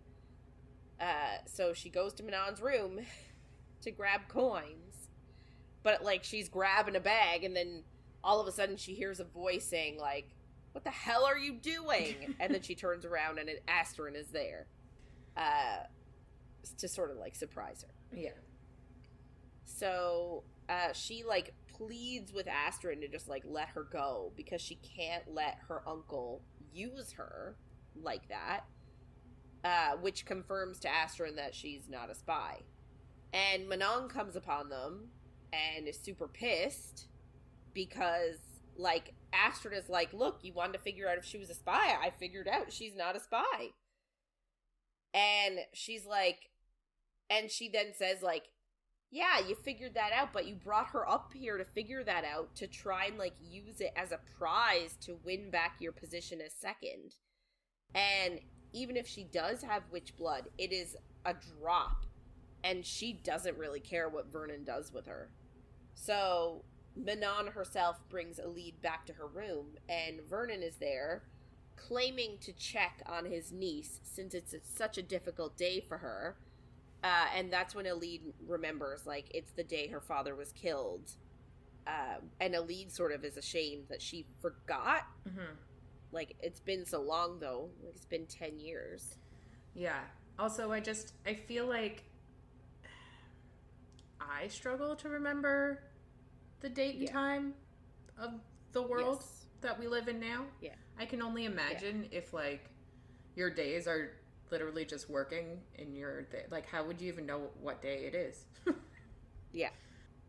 Anyway, so, like, Vernon sort of tells Manon that Elide's father was a rebel, and that's why he was killed. And, like, he's just generally a dick, which pisses Manon off. So, like, she brings her into Elide's room, and it's super small. Like, it's too small for two people to even be in. And she has no possessions. So, she actually does something interesting. She offers Elide the opportunity to claim her witch blood, and then Manon can protect her. Like, if you say, I know, like, we all know you have witch blood, so if you claim that and claim your identity as being a witch, then you fall under my jurisdiction and I can claim you and protect you. But it also means that she would be revealing that she knows she has witch blood to Vernon. And if Vernon isn't 100% sure, that's maybe why he's been waiting to implant her. Yeah. But if it's confirmed, then that might speed up his process. Yeah. So it's like a risky thing. Like, by admitting she has witch blood, it could protect her, but it could also put her in harm's way. So Elide thinks about how, like, the witches bow for no man, and that really inspires her because she's been cowering before Vernon her whole life, essentially. Yeah. So she's like, my blood runs blue. I'm a witch. Yeah. And Manon's like, cool. Okay. So then we go back to Aedion's point of view. He's walking around the apartment and he's trying to get his strength back. And he's with Aelin, and he's annoyed that she was fighting the Valg while he slept, because he's like, you were in danger and I was just sleeping through it and didn't know. And he also can't get over how she knows Rowan. I love the fanboying. Yeah, because he's like this legendary warrior that's been alive for like hundreds of years. So, like, he's like, oh my god, you know Rowan. And she's like really nonchalant about it. She's like, oh yeah, he's like a buzzard, like, pain in the he's ass. so cranky. Yeah. But then he thinks to himself, he hopes that Rowan doesn't expect the blood oath, because that's his to take. And Terrasen's rulers only ever have taken one person their whole lives to have the blood oath. Unlike Maeve, who had the whole cadre, right? How many did she have? 7? Yeah, 6 or 7. 6 or 7. So, like, so he's like, Maeve can do that, but Terrasen has only ever had one. And, like, it's sort of his whole identity as a child, right? Yeah. Was him being pitted against Ren as to who would get the blood oath. And, like, it was a big honor. Little does he know that, like, Rowan has already, he took it in the last book, right? Yeah. Like, him and Aelin are bloodsworn together. So, you know, it's sort of, it's a bit problematic that he has it. Yeah. And Aedion doesn't know that, and Aelin hasn't told him that. Yeah. I'm sure that won't be an issue. No, not at all. Not a source of conflict. Never. So I guess she just sort of brushes him off and being like, dude, like, trust me, I got this. And then they discuss, like, going to Terrasen, like, when they're gonna go, how they're gonna go. Because Aelin's like, we can't go until I get the Amulet of Orinth, and we also have to free magic. But she's like, we need money for our armies. Like, they might be, they were talking about how, like, they might be able to scrounge up support just based on people's goodness alone, and, like, people fighting for her because she is the queen, the rightful queen. However, they said they would probably drum up a lot more support if they could pay their armies and pay their soldiers. Valid point. It's always nice to pay people. But, right? But, like, the king of Aderlin emptied Terrasen's coffers, and the people are struggling, so they can't ask the people for money. And the Aelin's like, I'm not going to raise taxes just so I can have an army. She's like, I'm not going to ask the people for money. And Aedion then brings up the blood oath with her and tells her that he still wants it, and that it's his to take and no one else's. So it's just sort of and now might be a good time to tell him. Now would be a great time to tell him, actually. I don't know why. That it's been taken. Yeah. However, and maybe this is why, so Chaol actually shows up. Yeah. And tells them that the king actually burned the Shadow Market to the ground and locked everyone inside first. Yeah. Because there are rumors that the rebels who freed Aedion met there, sort of insinuating that it's Aelin's fault, because when he was meeting up with Brullo and Ress, they met at the Shadow Market at the stall, and then Aelin sort of came upon them and, like, interrupted their meeting. So he's insinuating that moment, because of that moment, it's all Aelin's fault. And also says, like, obviously the king chose fire as a message to Aelin because she is, like, the fire-breathing bitch queen?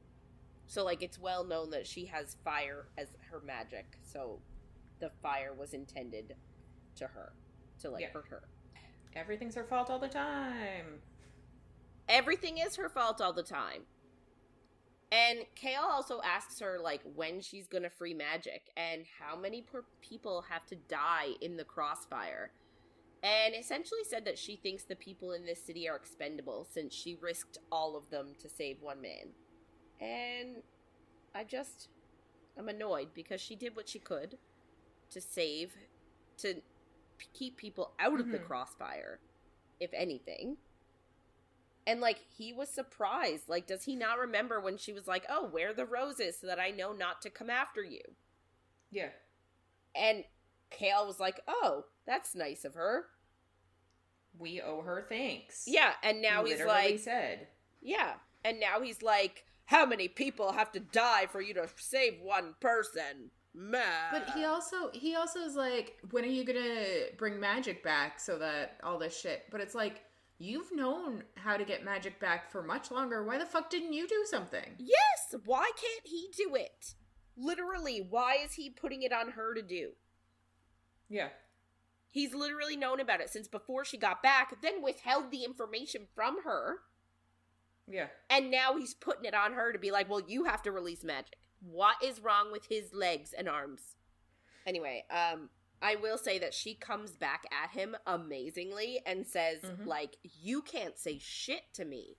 Because remember when you went to Endovier and didn't blink at the slaves and the graves, and didn't blink when Duke Parrington forced her to bow at his feet.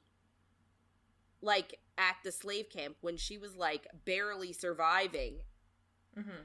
So she was like, you don't get to say shit to me. At all.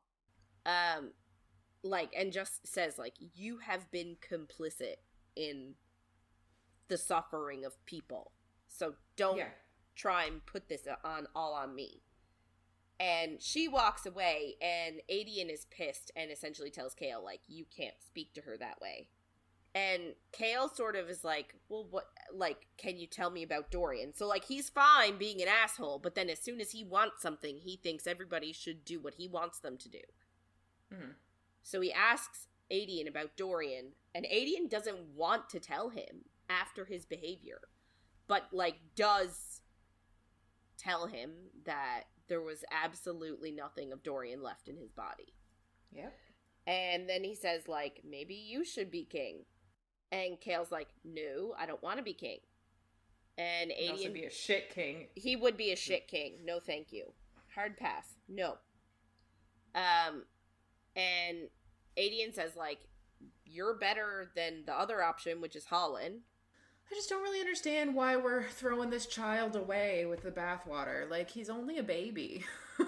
He's what, like 10, 11? Yeah, I feel like we could do something for him. Like, still time.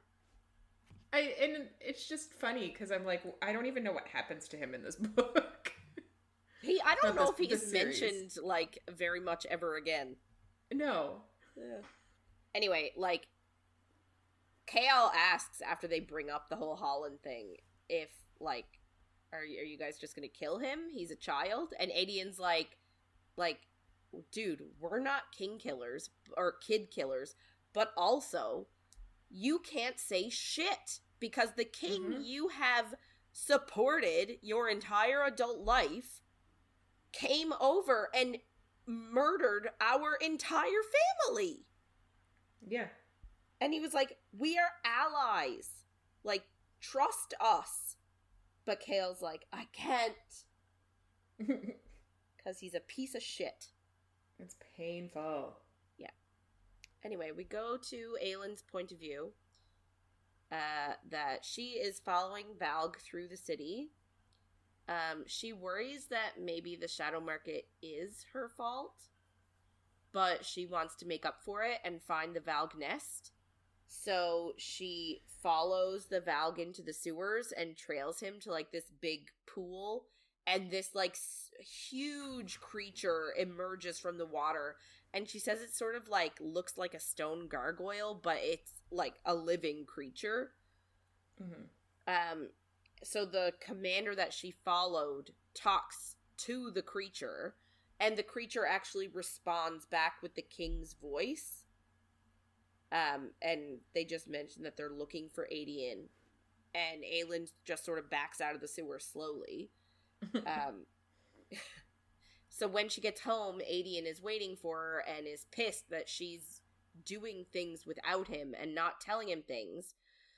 But then he says that, like, he feels like her scars and everything are his fault. So then they spend the night trading stories of scars and, like, drinking and just sort of, like, rebonding a little bit. Yeah. Aedion has a real big issue, and we saw it in the last book where I think it was in Air of Fire, it was Chaol's point of view, and Aedion was like, well, she won't be fighting. And Chaol was like, yeah. Like, you try telling her that. Yeah. But, like, Aedion, it's partly he thinks of her still as a child, but she is his responsibility, and she obviously doesn't see it that way at all anymore. So, like, yeah. I understand where he's coming from, but it's also like you need to chill the fuck out. Yeah. Anyway, he grabs the Sword of Orinth and, like, presents it to her as hers. But he's like, you know, I've been keeping this safe for you, but it's yours by right. And she's like, no, like, the sword is his, and she was like, even I do not deserve it over you. Which is nice of her. Yeah. So a few days later, Aedion is, like, going stir crazy, being, like, stuck in the apartment the whole time. So Aelin agrees, like, we'll go out for a night. Like, we'll just go out. So they go out, and Nezrin actually meets up with them, and they invite her along, and they go to a tavern and play cards and have a drink, and they have a nice night, and, like, they get to know Nezrin and sort of, like, bond with her a little bit. Yeah. And they think she's good people. Yep. So they go wandering through alleyways, and then Aedion hears footsteps of somebody downwind. And can't smell them until they're closer. Because of his, like, fey senses, he has, like, heightened hearing and scent. But when the person does get closer, he gets the hint of pine and snow. But also smells Aelin woven into the male scent. And they see the male down the alleyway. And Aelin lets out this, like, whimper, almost like a sob. Runs at him and throws herself in his arms, and Aedion realizes It's Rowan. Yay! Literal goosebumps. So, like, this is literally my favorite moment in this entire book because she does not let herself be vulnerable with any other person but him. Yeah. And it's just so heartwarming that, you know, she sees him and it's like she breaks down. She is so happy to see him. Mm-hmm. And, like, I think Aedion even said that, like, she launched herself at him so much that, like, any lesser male would have taken a step back. But, like, he stands firm and, like, just accepts her and, like, takes it all as he can. Accepts her. He does just accept her in every way. And I love them so much. I know, it's so nice. So, Rowan sort of, like, tells her that he stowed aboard ship and remembered that she told him that her home was in the slums. So he just, like, went to the slums and wandered around until he picked up her scent and then followed it. Fair. And, like, she is crying because she missed him so much. And, like, she's been saying in the book how much she missed him and how it feels like an ache, like, because he's not with her. And, like, she's been peppering in these little moments of thinking of him. And now he's here. So it's just amazing. I love it. So she brings him down the alley to meet Aedion and Nesrin, and there's like an unspoken stare-off between Rowan and Aedion, like as sort of territorial of Aelin. Mm-hmm. And Nesrin is like, I'm out! Like, I'm not dealing with this. I love her. She's like, so much. Okay, bye! She just, like, pieces out. She's like, I'm not dealing with this shit. Yeah. So, then the three of them go back to Aelin's apartment, and Aelin tells Aedion that Rowan needs a bath because he stinks. So she just, like, drags him into her room. And, like, it's like, okay, bye! And it's funny because if you are anybody else looking at that moment, you would be like, well, obviously that's an excuse to go have sex. Yes. But, like, it's not. Yeah. And, like, they just say that, she just explains it, like, they always have to have a hand on each other, on some part of each other's body. Not in a romantic way, just, like, in a connection way. Mm-hmm. And once they're in her room, they have a cute little exchange, and I call it the hood exchange, because both of them have their hoods up. Yeah. When they're out, to sort of be noticed less. Right? So that they're not as noticeable.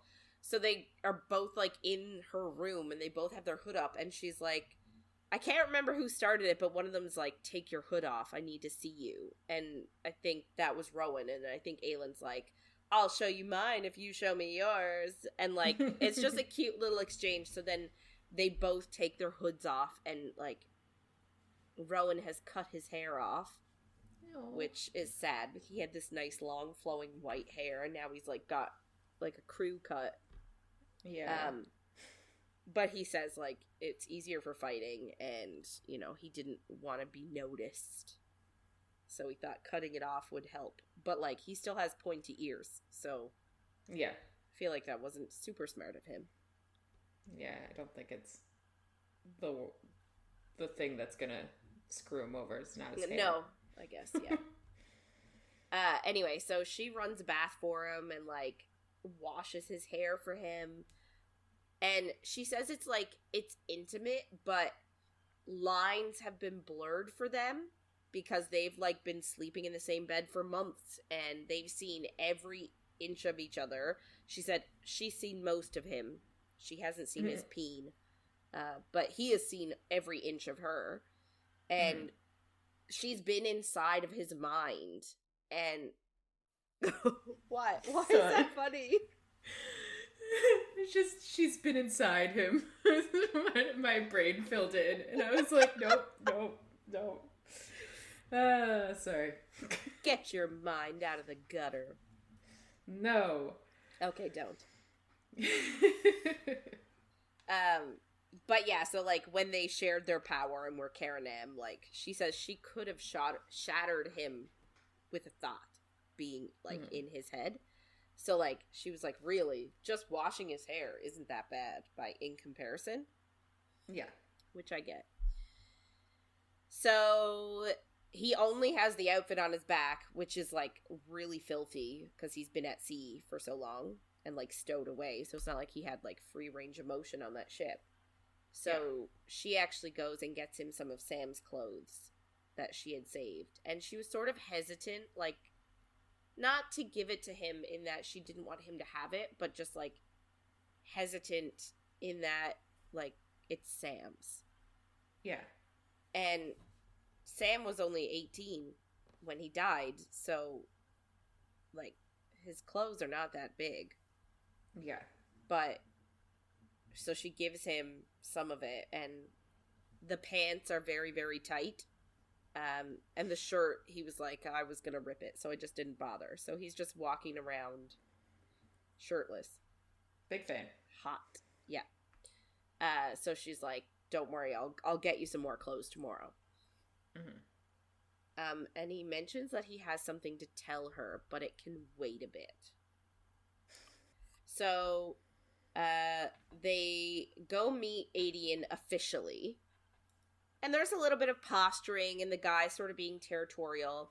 And Rowan just says, like, asks Aedion, like, do you know who your dad is? And he says his mom never told him. And Rowan's like, it's actually a member of my cadre. It's Gavriel.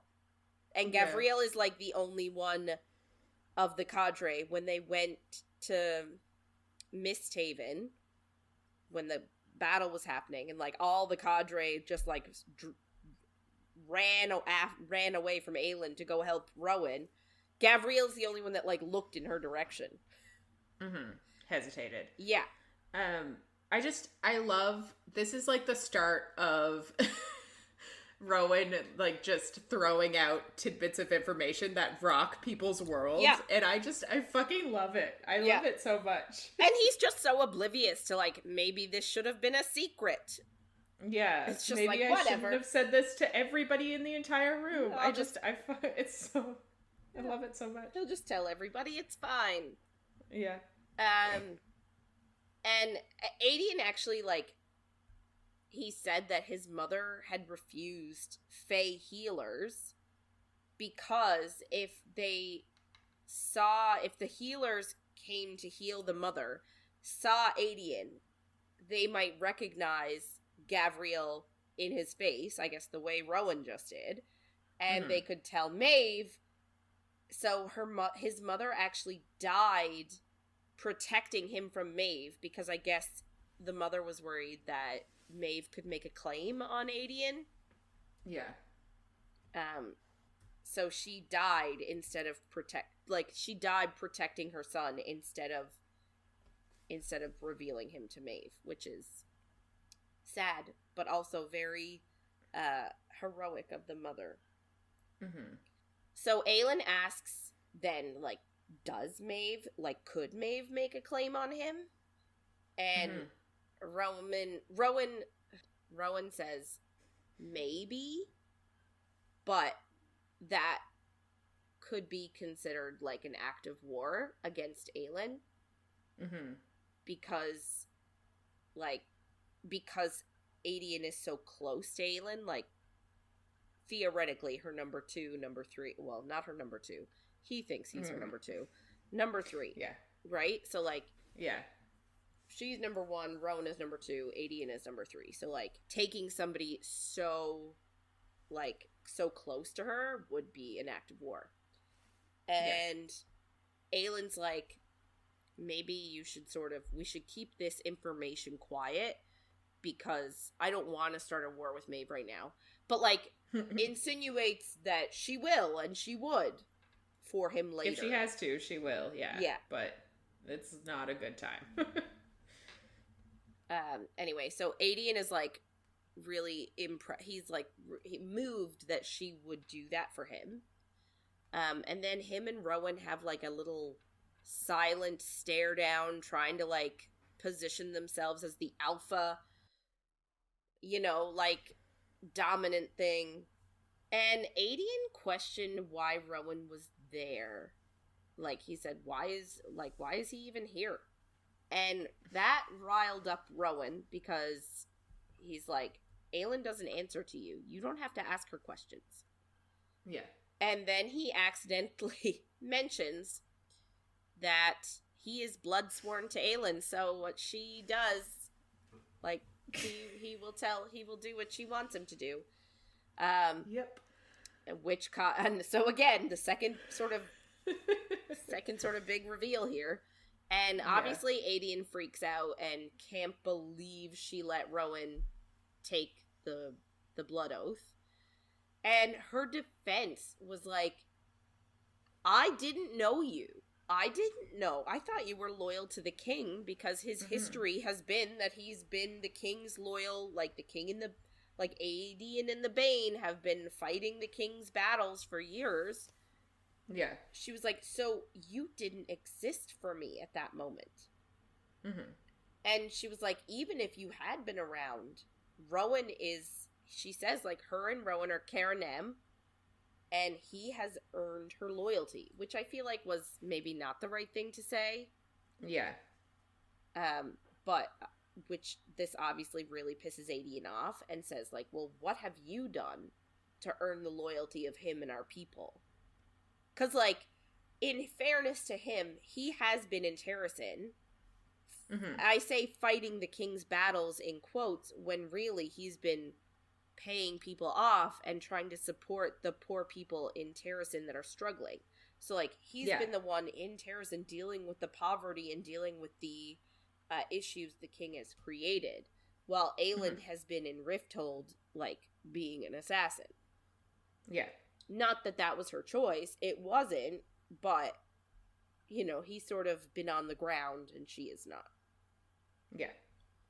So Aelin doesn't really answer that question, but just tells him, like, get out, don't come back for a while, like, cool down, essentially. Mm-hmm. And Aedion swears at her. We don't know what he says, but he says something not nice.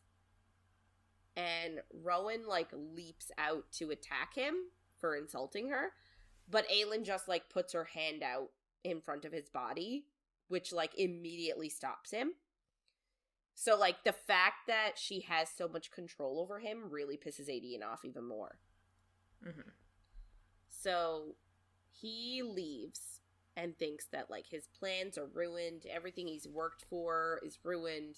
Like, without the blood oath, he's nothing. He's just another general. He's a landless prince, because he is Prince Aedion, but he doesn't own land. Like, he's a prince in title only. Yeah, and, like, you said it earlier, that was his whole identity, is the blood oath. Like, that was his whole childhood, his whole upbringing. Like, that is his identity. And he even brought it up earlier with her, and she should have said at that time, sorry, I already gave it away, but whatever. Yeah. I think she should have told him that part of the story. Yeah. Anyway. But Rowan loves to be a gossiping busybody. He's like the Surial. I know, and I love it so much. So we skip now to Rowan's point of view. He's watching Aelin pace, and he recognizes how beautiful she is.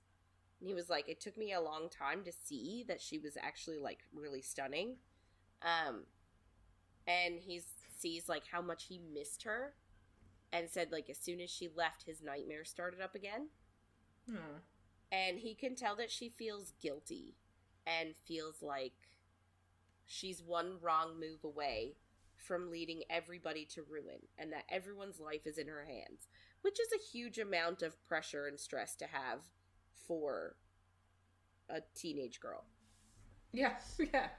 And, like, I think she even brings it up, but one of the things that I hate the most about Chaol is how much he gets into her head, and, like, she doesn't show him at all that he does. So, like, he doesn't know it, and he can't react to that part, but, like, he does worm his way in there and sow doubts and shit in her mind.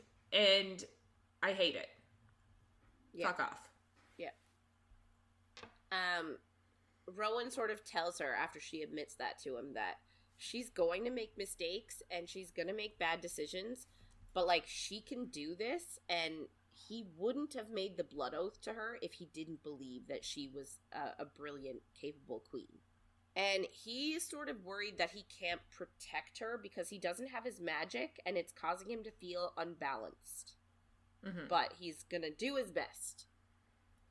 And he also tells her, like, remember earlier he said he had something to tell her, but it can wait. This is what he needs to tell her, that Lorcan has arrived in Aderlin. So Lorcan is one of his cadre, the strongest male on the continent, maybe even stronger than Rowan. And they think he's there to get the third word key for Maeve so that Aelin can't use it. Mm-hmm. Anyway, they discuss that a little bit, but then it's time for them to go to bed, and they sort of have the discussion about where Rowan should sleep. Yeah. Because, like, they're so used to sleeping together, but now that she is, like, pronounced herself as the queen, mm-hmm. you know, is it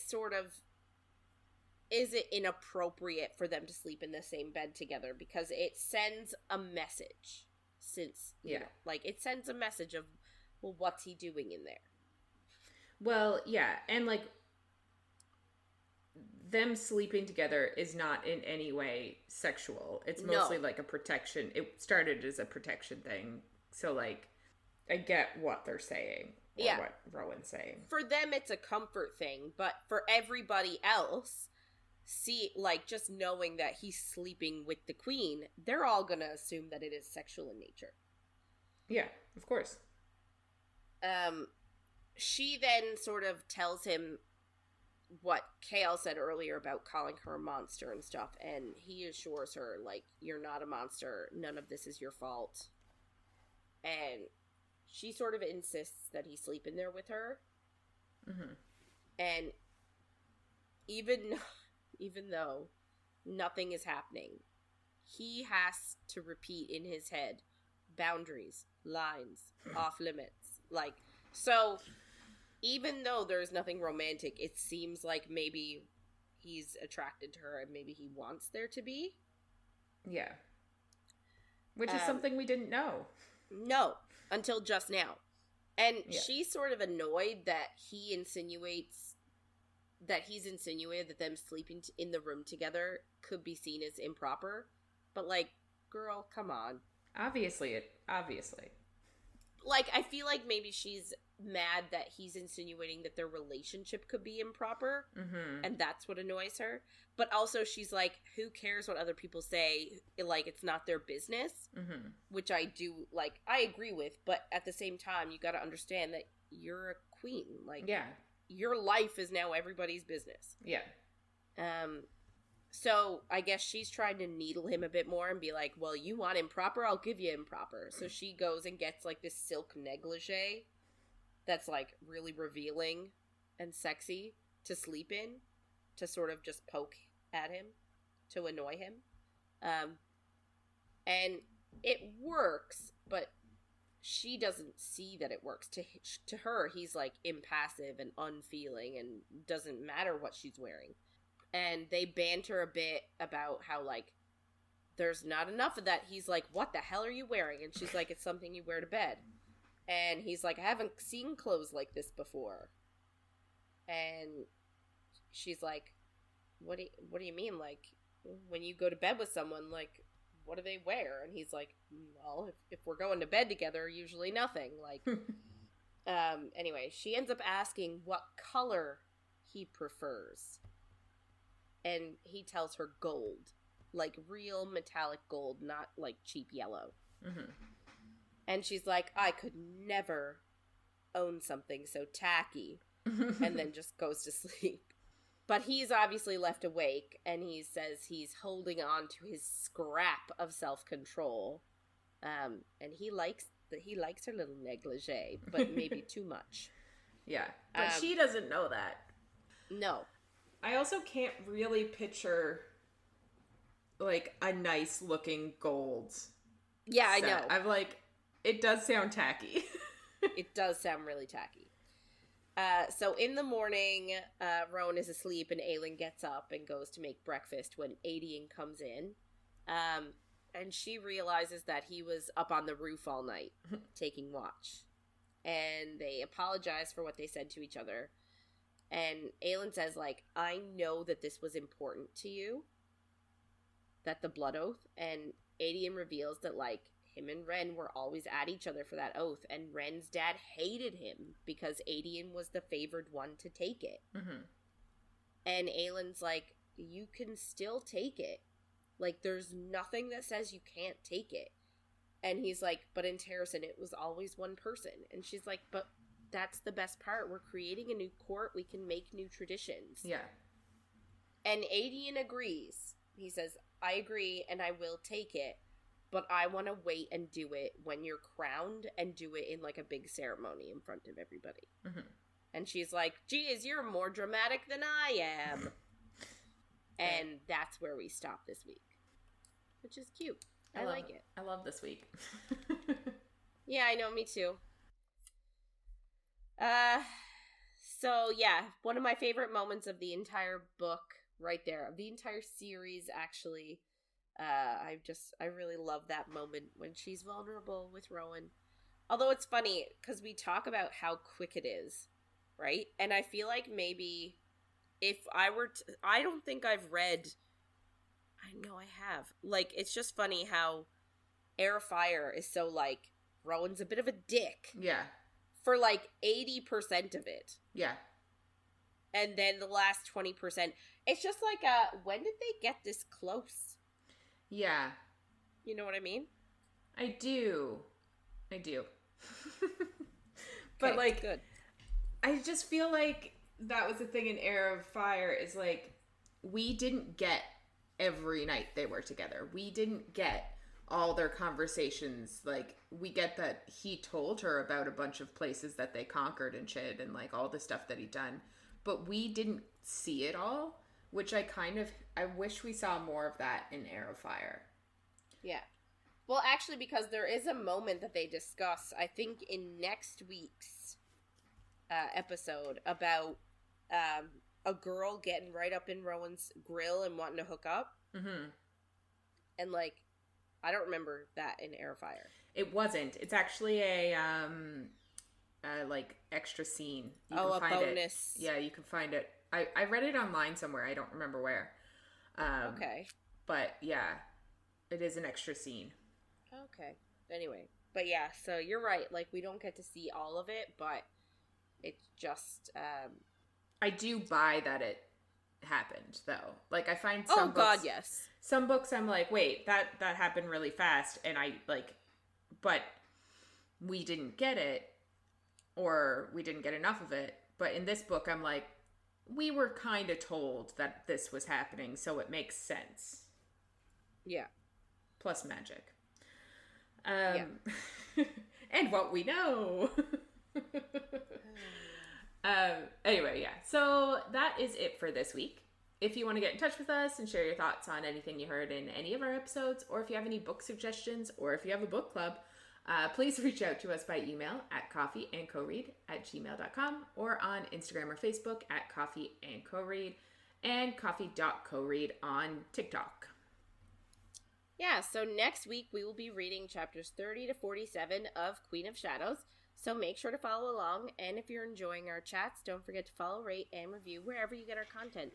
Thanks for listening, everyone, and we'll see you on the next page.